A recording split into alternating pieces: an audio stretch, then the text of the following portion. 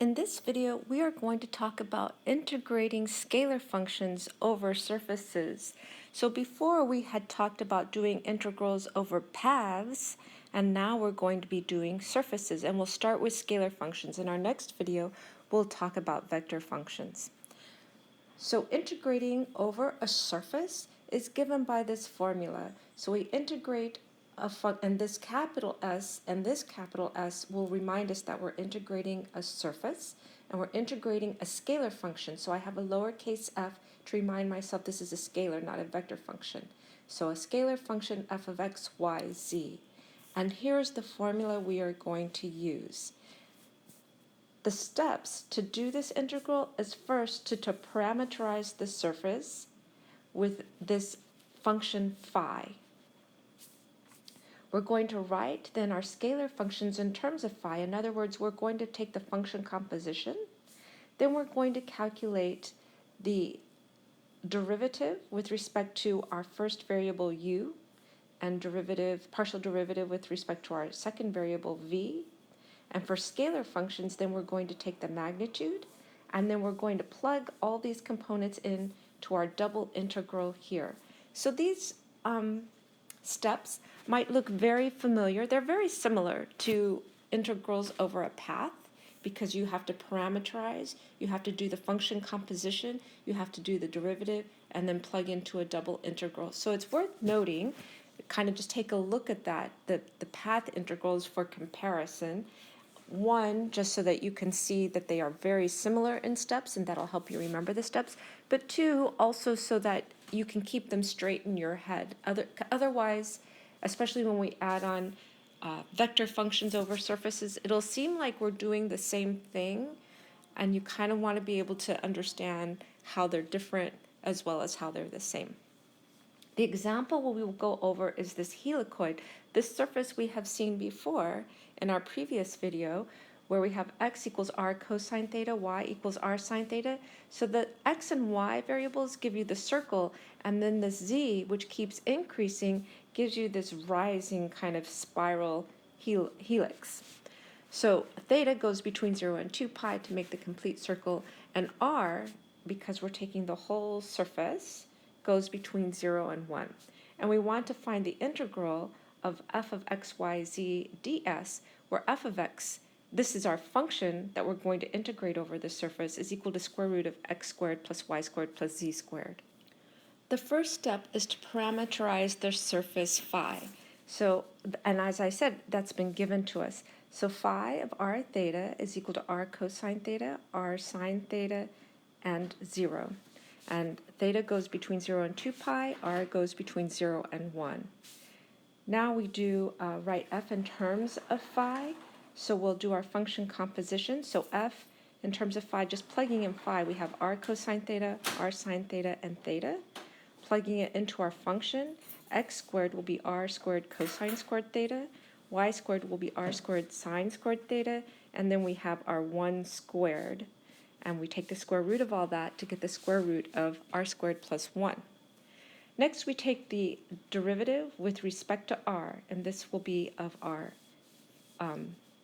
phi.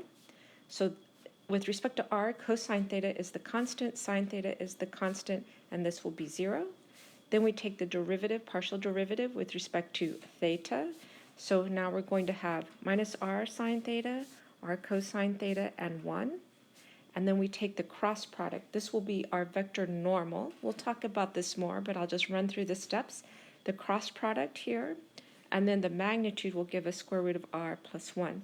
Now I can plug into my formula that's up here at the top. So I'm going to take my double integral for my domain, and my domain is given right here in my parameterization, 0 to 2 pi, 0 to 1. And then I'm going to have my f composed of phi, which I have done here, which is r squared plus 1, and then my normal, which I've also calculated here, square root of r squared plus 1. This is dr. R goes from 0 to 1, and theta goes from 0 to 2. And the rest is integration and plugging in. So this is kind of our overview. We'll go through each topic in more detail, plus we'll have many more examples. So the first thing to get used to is the notation. We write a surface integral, so this capital S is for a surface.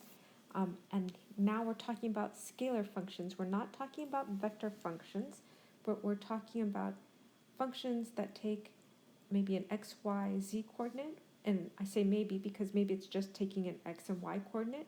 And for example, f of x, y, z mapped to a real number might be a real number like 3, or it might be a real number that's the sum of 3x plus 2y plus 4.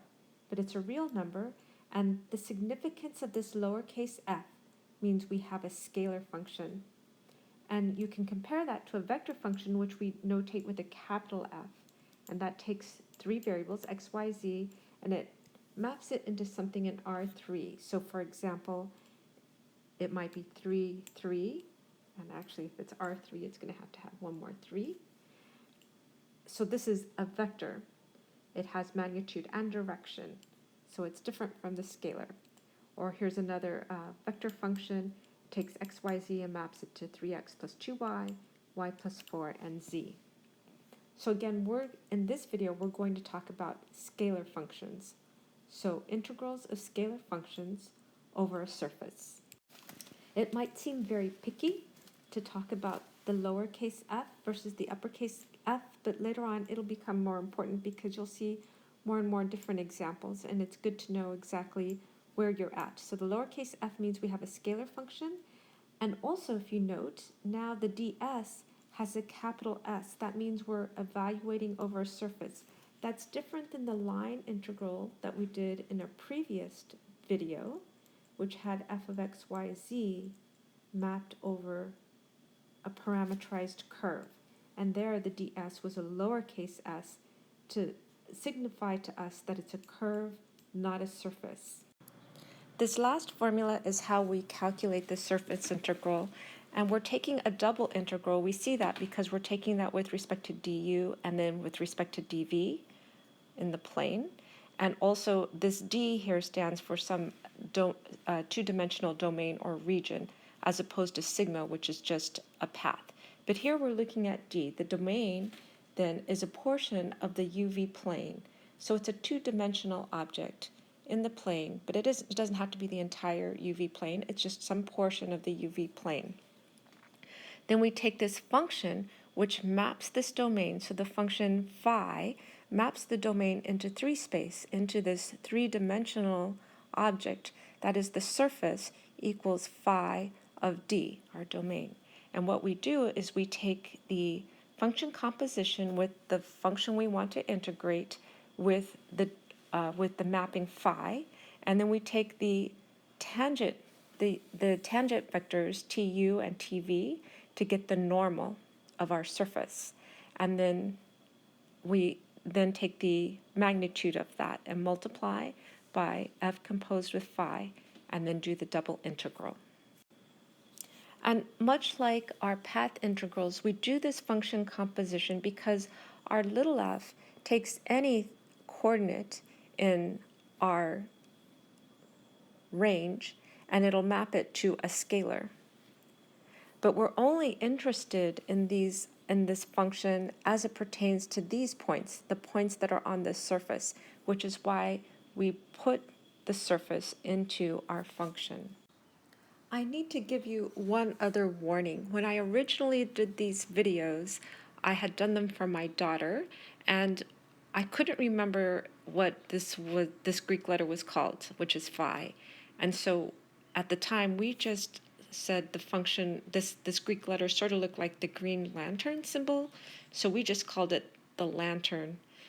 Since then, I've updated my videos. As you can tell now, I call it phi, just to be a little more clear, because no one else will call it the lantern. But if when I updated, I forgot to update some portion, I might call this the lantern, and you should know I'm talking about phi. I have these steps then to compute the integral, the surface integrals. First is to parameterize this surface phi, then write f in terms of phi, that is, do the function composition. Next is to calculate the partial derivative with respect to u, partial derivative with respect to v to get the norm, and that's this part. And then you can plug these components into the formula. So the first example, we have a helicoid. It's defined by this parameterization, where d is in the region 0, theta goes from 0 to 2 pi, and r goes from 0 to 1. Here's kind of a graph of the helicoid. It's sort of a circle, but it keeps going up, sort of spiraling up. So we want to find the surface integral of f, where f is this function here, x squared plus y squared plus 1 square rooted. The first step is to parameterize our surface, which has already been done for us. So phi of r theta will be equal to r cosine theta, r sine theta, and theta. And just as important is we need to know that theta goes between 0 and 2 pi, and r goes between 0 and 1. The reason why this is important is later that will become the limits of our integration when we do the double integral. Our next step is to write f in terms of phi. In other words, do the function composition. So here's an example of that function composition and why we do it. So remember, f can apply to any point in the xyz plane, but we are only interested in the xyz's that satisfy this mapping, which is why we put this x in from our mapping into f of xyz, this y from our mapping into xyz, and this theta in. So only the xyz's that satisfy this mapping, this surface, gets evaluated in our integral. My next step is to calculate my tangent with respect to u, tangent with respect to v, and then do the cross product. So here is tangent with respect to r, so I'm looking here. With respect to r, the derivative is cosine theta. With respect to r here, we have sine theta, and then there's no r term here, so it's 0. Tangent with respect to theta, that'll be negative r sine theta, r cosine theta, and 1. And then I do the cross product. I set it up here. Crossing these two rows out, I get sine theta. Crossing these two rows, I get cosine theta. And crossing the last one, I get r cosine squared theta, r sine squared theta, which is just r.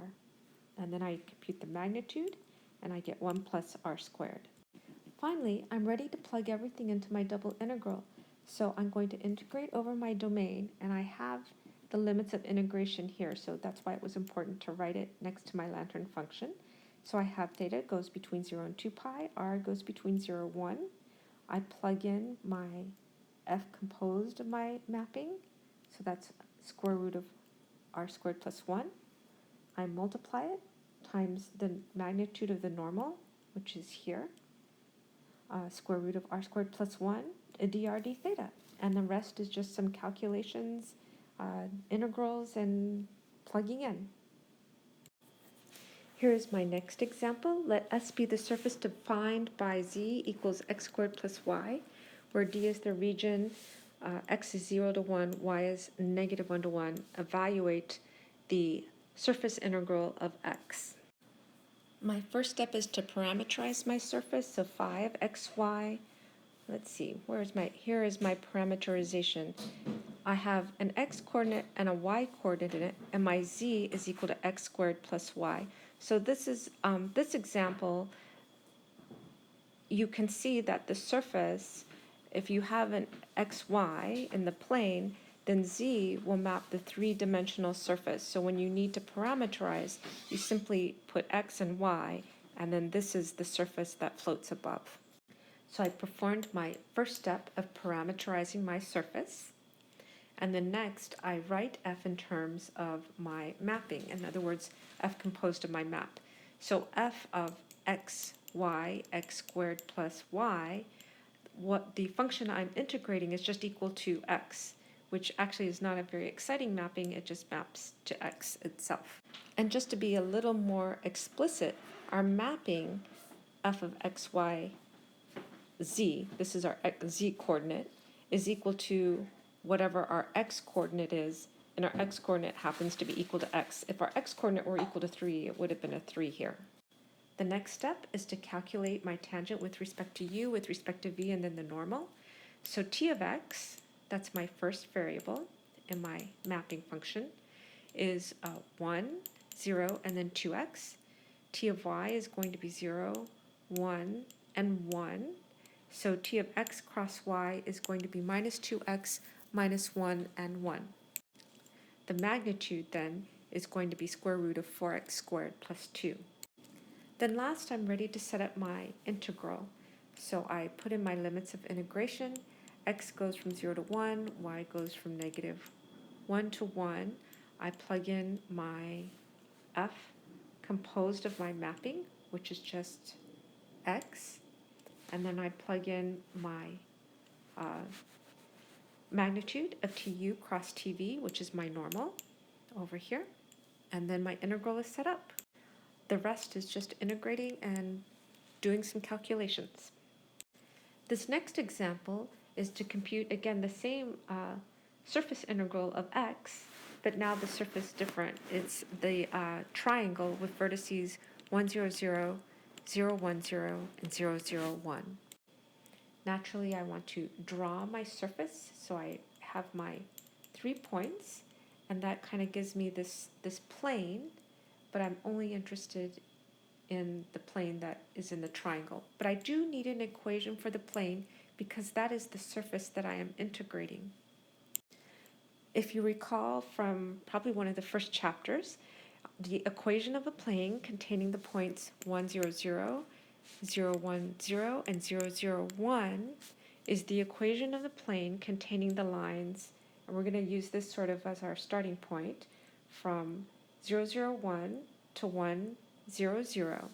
And that line we would get by subtracting 0, 0, 1 from 1, 0, 0. So we get the line 1, 0, negative 1. So this is the first line in the plane. The second line is the line from 0, 0, 1 to 0, 1, 0. And to get this line, we subtract 0, 0, 1 from 0, 1, 0, and we get this line here.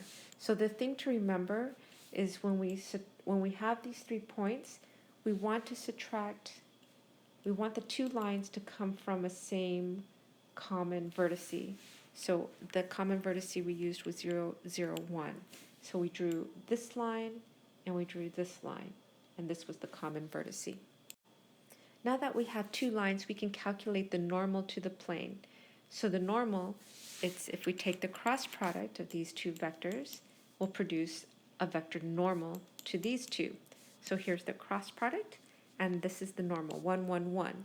And if you recall, also from chapter 1, once you have the normal, the equation of the plane is if we get a line from some random point, xyz, or representative point, xyz minus another point on the line, in the plane. So I just randomly chose 1, 0, 0, but you could have chosen either one of these 2 as well. So xyz minus 1, 0, 0 is a line in the plane. When you dot it with the normal, because the normal is perpendicular to the plane, you should get 0. So here I have x minus 1, y minus 0, z minus 0, dotted with our normal 1, 1, 1. I did that calculation, x minus 1, y plus z. We should get that equal to 0. The dot product should equal to 0 because this is normal. And then our equation of our plane then is z is equal to 1 minus x minus y. And again, this equation of the plane is the surface. So our lantern function, our mapping, is going to be xy, 1 minus x minus y, because this is sort of like the graph. Z is equal to 1 minus x minus y. And like our last example, if we have a graph of z is equal to some function of x and y, our surface is then xy, and then our function z equals x, 1 minus x minus y. And then we have our boundaries. The x goes from 0 to 1, and we have y going from 0 to 1 minus x. It's really important you don't make the boundaries of x going from 0 to 1 and y going from 0 to 1.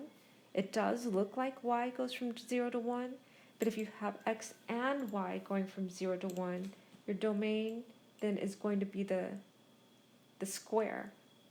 which is not what you want. You want the triangle. So to figure out the exact equation, well, here we have our plane, but we're in the xy plane, so z is equal to 0. So you can set z equal to 0, and you will get 0 is equal to 1 minus x minus y, which then you can solve for y equals 1 minus x. So that'll give you the limits for y, which is in fact this line here. And you can kind of test it out. You can look at it and say, well, here, when x is equal to 0, y is going to be equal to, when x is equal to 0, y will equal to 1. So over here, x is equal to 0 over here, and y is equal to 1. And then when x is equal to 1, y would be equal to 0, which is true. So what we've just done is parameterized our surface. And again, we found the equation of the plane.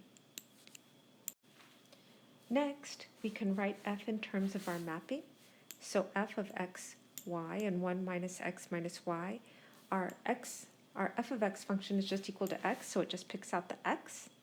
And then next, we can calculate our tangent with respect to u and with respect to v, and then take the cross product. So our first variable in our mapping is x, so t of x is equal to 1, 0, minus 1.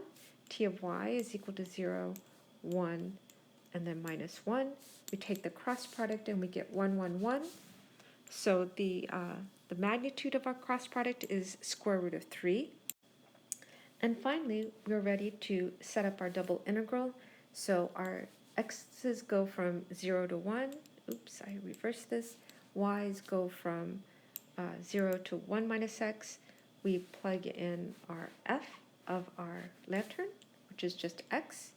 We plug in our normal, which is square root of 3, and then our integral is set up. And the rest is integration and calculation.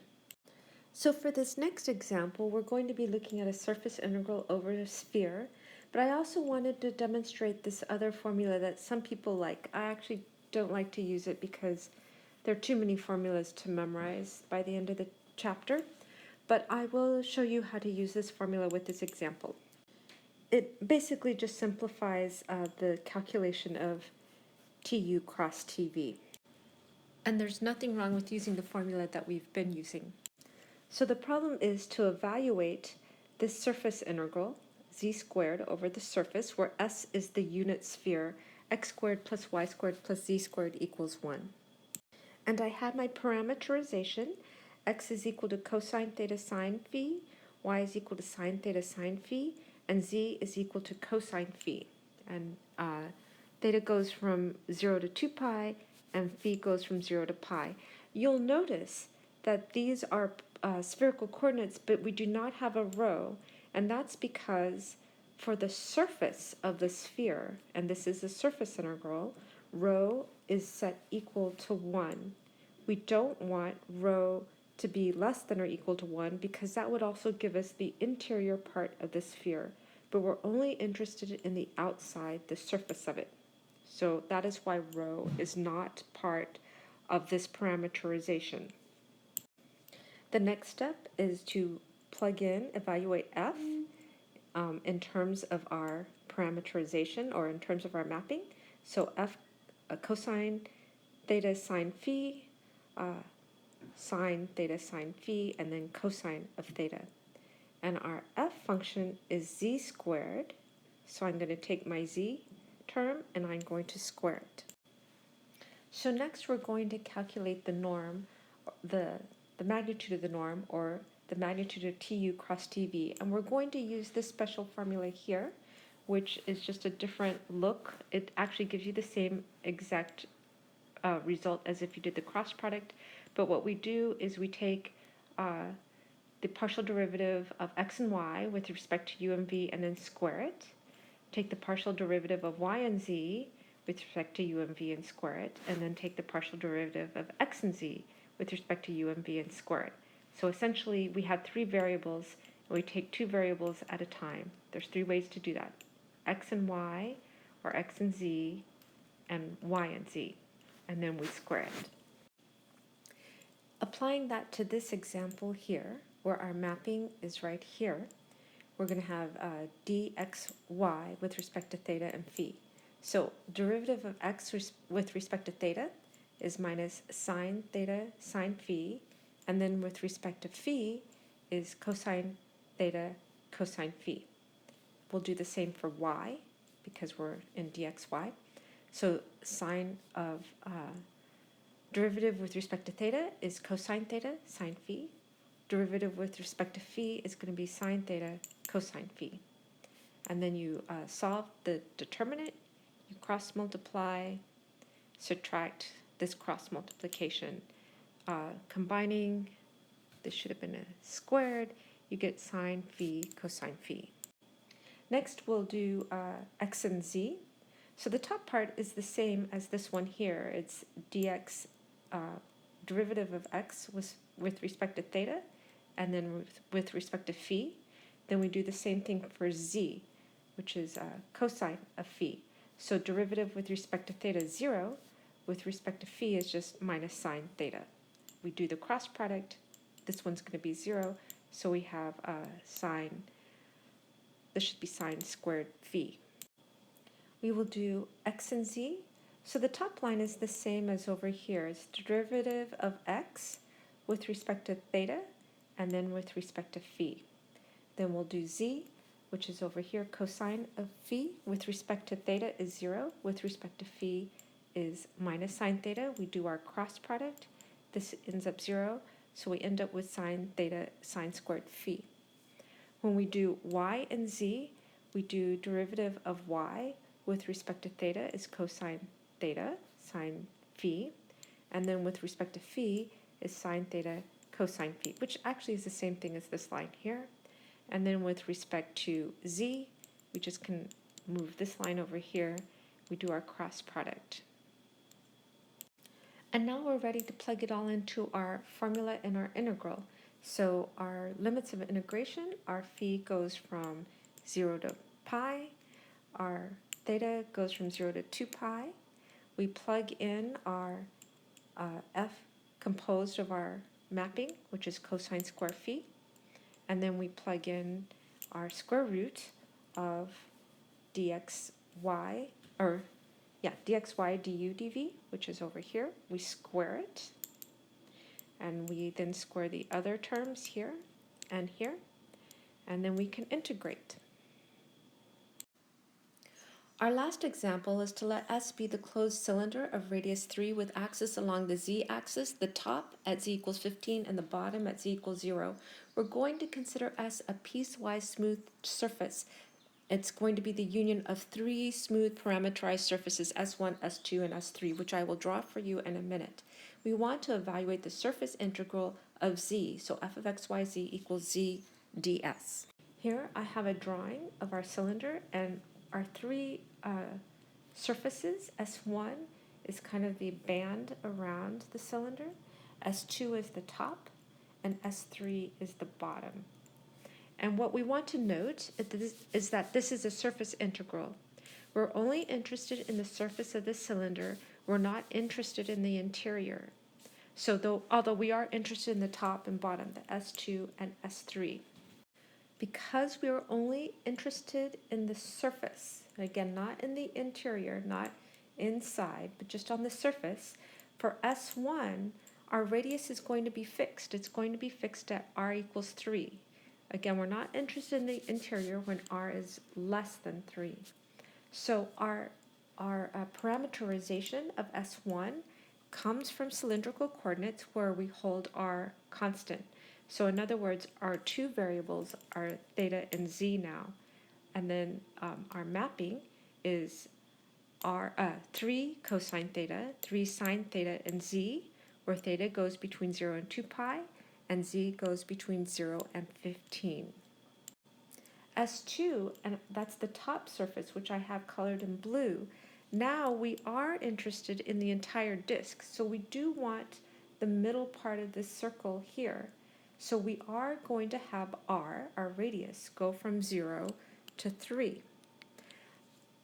And then our theta is still going from 0 to 2 pi, But what you want to note now is that our z is fixed at 15, which is why our mapping still only has two variables, theta and r in this case. So this is why we have to parameterize S2 separately from S1, because they have different variables. And now we have S3, the bottom surface, which I have colored in yellow here. It's very similar to the top. The difference is now that our z-coordinate is equal to 0. Okay, so now I'm back up at surface S1. I have my parameterization. So the next step is to write f in terms of my parameterization. So f in terms of my surface is z. So I bring out my z term. Next, I write my tangent in terms of theta. So I take the derivative with respect to theta. My tangent with respect to z, so I take my derivatives with respect to z, and this is nice because I have a lot of zeros. So when I do my cross product, I don't have that many terms, and when I do the magnitude, it will be equal to 3. And then last, I'm ready to set up my integral. So I have my limits of integration. Theta goes from 0 to 2 pi, z goes from 0 to 15. I have my f composed of my mapping, z, and then I have the magnitude of my normal vector, 3. And the rest is just integration and plugging in. But I'm not done because I still have to do S2. So I have my parameterization, that's the first step of my S2. Then I plug in 2f of my parameterization. And since my f is just equal to z, it's just going to be equal to 15. I have my tangent vector calculated as r, and then I'm ready to plug into my integral.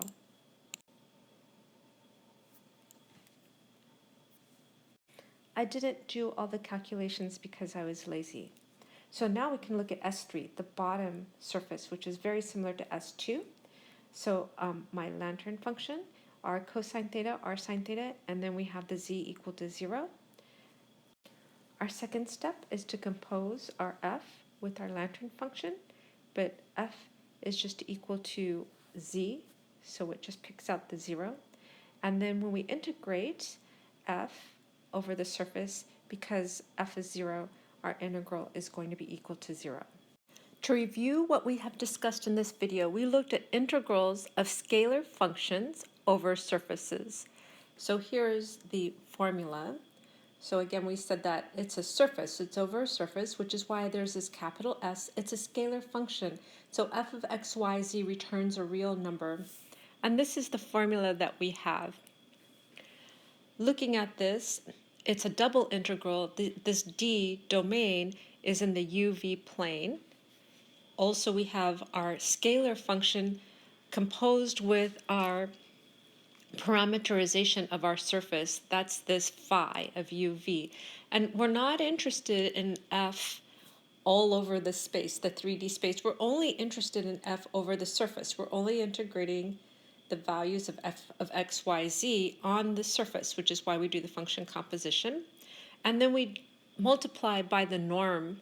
And the norm was something we discussed in the previous video about parameterized surface. So you could do tu, that's the partial derivative with respect to the first variable, cross tv, partial derivative with respect to the variable, and then you take the absolute value. So the steps is first to parameterize the surface phi, to write f, that's our scalar function, in terms of phi, that's this function composition, calculate tu, tv, and then the norm, and then we can plug all these components into our double integral. Our example was this helicoid, which is x equals r cosine theta, y equals r sine theta. This much gives you the circle, and the z gives you this rising circle, so you get the helix shape. And just as important, we need to know that theta goes between 0 to 2 pi to complete the circle, and r goes between 0 and 1.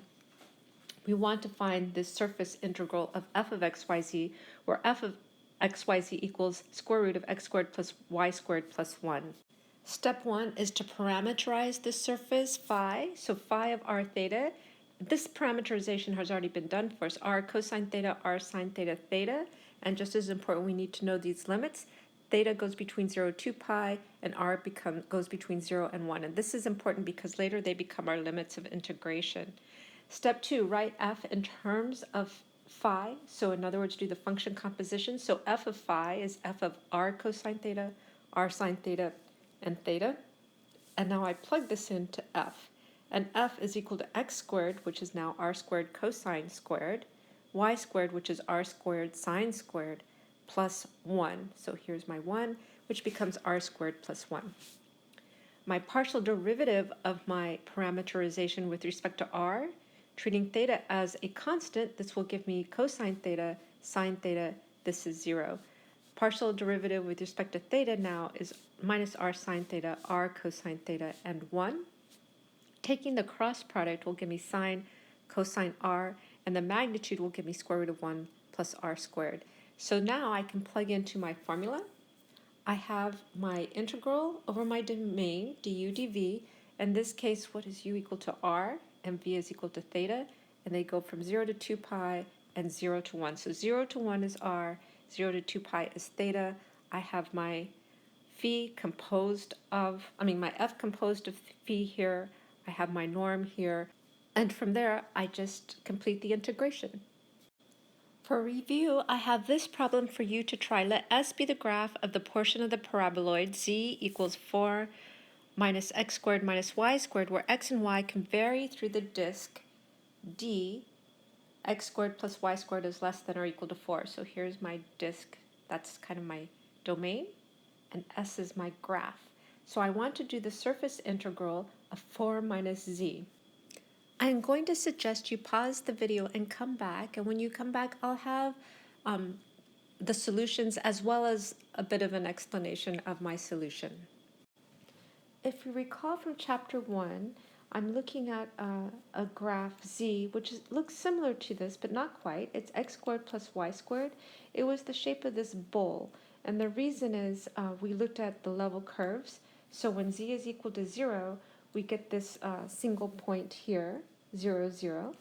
When z is equal to, say, 4, then we get the circle of radius 2. So x and y will give you this circle here. At z equals 4, we have x squared plus y squared, gives you a circle of radius 2. And then maybe when z is equal to 9, we might have it up here. At z equals 3, I should say z squared, then we have x squared plus y squared gives you a bigger circle. And as z goes up, as we go up the z axis, we have x and y giving us bigger and bigger circles. So this blue function, z equals x squared plus y squared, gave us this paraboloid. Then, if we look at this further, when we have the subtraction, when we subtract this, what that does to this bowl is it turns it upside down. And then the 4 tells us where we're going to start. So it's our upside down bowl with 4 being the top. So here's the rest of the solution. We have our parameterization. So here our surface is defined as a function z is a function of x and y. So our parameterization is x, y, and then our z as a function of x and y. I put in my limits of integration. I go from -2 to 2, and then for y, again, it's when we're looking at some level surface, x and y are a circle. So here I have that parameterization. So here I set up my integral, and actually I went ahead and I integrated. I did change to polar coordinates. Oh, there are two things I did. I did change to polar coordinates, and then the other thing is I didn't, the limits of integration actually go from x equals -2 to 2, but I only integrated from 0 to 2 because I could see it was symmetric, and then I multiplied the whole integral by 2. And often if I do this, I put the 2 out here right away so that I don't forget later to multiply by 2. Similarly, I see y goes from the negative square root of 4 minus x squared to the square root of 4 minus x squared. I went from 0 to square root of 4 minus x squared because of symmetry, and then I multiplied by another factor of 2. Again, the moment you start doing this, put the 2 out in front. And that is it for this video. Thank you for watching.